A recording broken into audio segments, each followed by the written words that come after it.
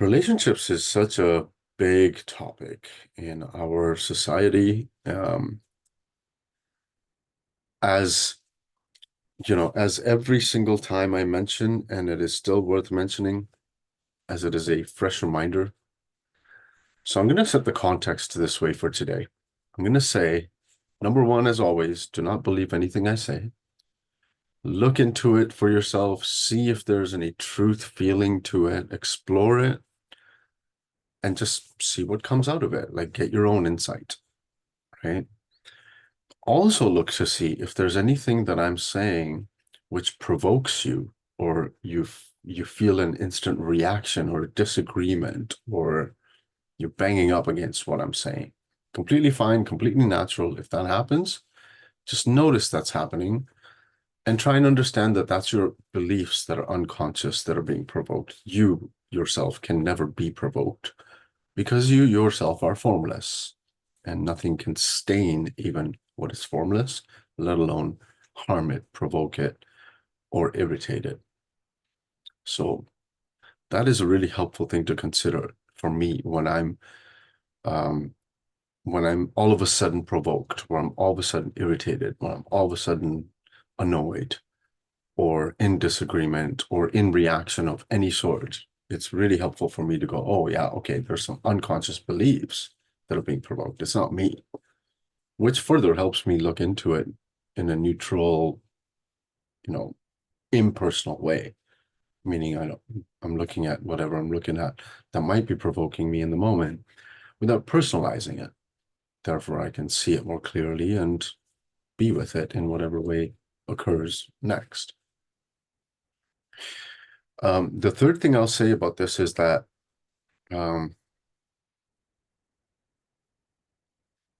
there's so much to talk about when I look at the topic of relationships, the theme of relationships, considering all the people that I've worked with in and around their relationships. It seems to me that we have too many complications about relationships in today's society. Like, there's just loads and loads and loads of complications. And it's been one of my favorite things to explore. Just as wisdom is, one of my favorite topics to explore continuously, and so is listening. But that also means that sometimes I look at this and go, what the hell should I talk about? Because there's so much there, or so many angles I could take. So I kind of sat with that, notion this morning, and I came up with a couple of things that I think is going to be helpful. Considering also that I don't want to repeat myself, I might repeat myself. And what I mean by that is, of course, this has been a topic and a theme for the last 7 rounds of, running the Be Human program. But I'm going to try and make it different, because even though you might not have been in the last rounds, those rounds where I'm talking about relationships, or any other topic for that matter, they're going to get clipped, and the most valuable pieces out of that session I'll put on YouTube, so you'll get a taste of it anyways. In the coming months, I should say. Now, with that being said, last round, the topic of relationships. So this is fall 2023, the Be Human program. The topic of relationships, I really focused on one thing in that entire session. Magda, you might remember that. And that was relationship with thought. That is it. I just kind of rambled about that and spoke about that and pointed to that and how that is the ultimate relationship.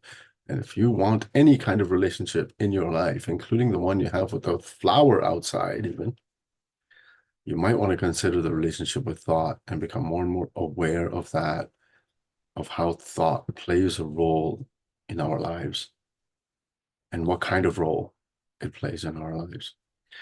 Because as we become more aware of that, literally every single relationship in our life changes. It transforms effortlessly in a very subtle way, and helps us become more harmonious with anything we're looking at that we're in a relationship with.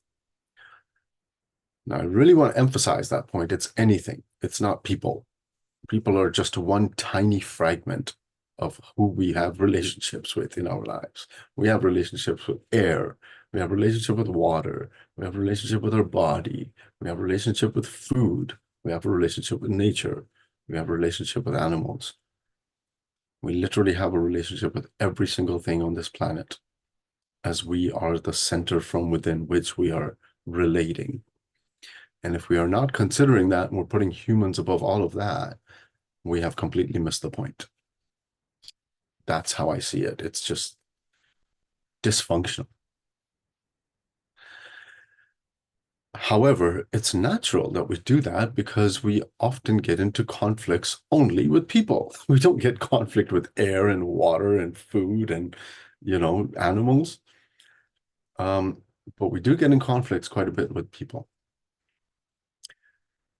And the way I see it is because the reason that happens, well, I guess generally speaking, the most common reason, I should say, is because people have opinions and beliefs and reactions and conceptual thinking. But as soon as we start to look at ourselves and how we have come to form these sort of beliefs, opinions, reactions, conceptual thinking, ideologies, philosophies, all the rest of it, right? We come to see how it's formed within us, and we only look at us.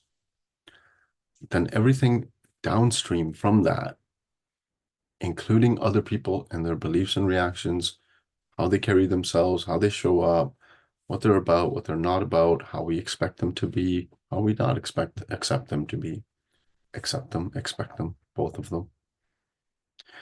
They figure themselves out, and they literally figure themselves out. Now, some people hear that as when they get an insight about how they as a character are formed psychologically and how they've picked up values or beliefs or opinions along the way that might be unconsciously operating within them. If they get insight around that, they feel that overnight it will change. It doesn't change overnight. Now, this is a contradictory statement because the truth is a genuine insight will have instant transformation, not even overnight, literally in 1 second, less than 1 second. It's just one moment, a genuine insight. However, in our world, we are layered with veils and veils of conditioning that it often takes more than just one moment. It takes a little bit, it takes some reflection maybe, it takes some questioning maybe, it takes some inquiry within us to really see what is veiling us. And as that falls away, we see the results, we see the transformation, the effects of it outwards in how we are interacting with anything and anyone.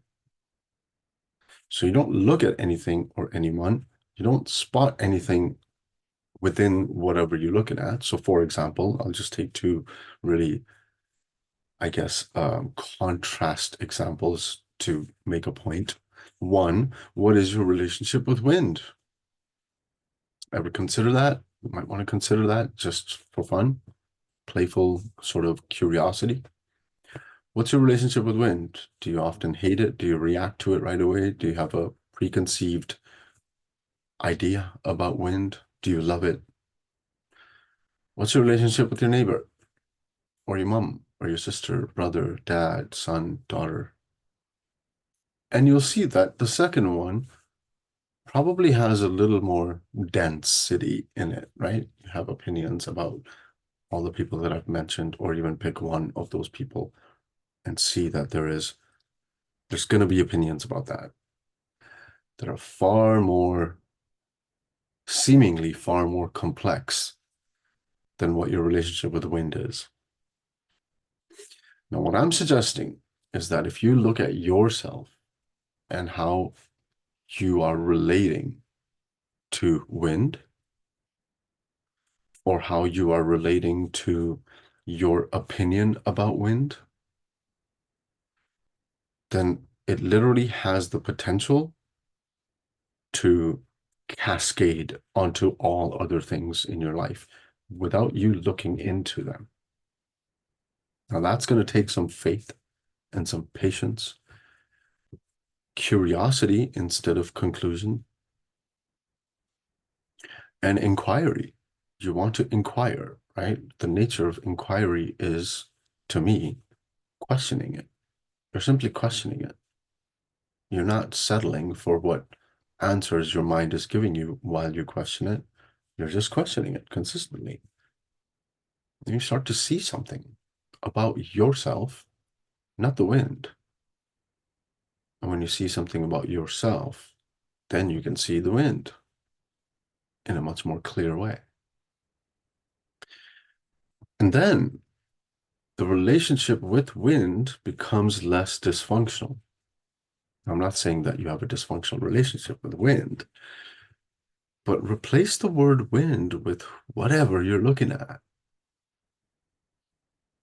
And basically the pointing is that if you look at yourself and not anything or anybody else and how you are, reactive, opinionated, curious, non-reactive, less opinionated, whatever it is, you start to find out things about yourself. You're becoming more conscious of whatever is unconscious within you simply by inquiring. It has effects, positive effects downstream towards whatever it is you're going to be relating to after you start to see more within yourself. You don't need to change anything. You just need to notice. Oh my God, I feel like I never noticed that I'm so opinionated about this person.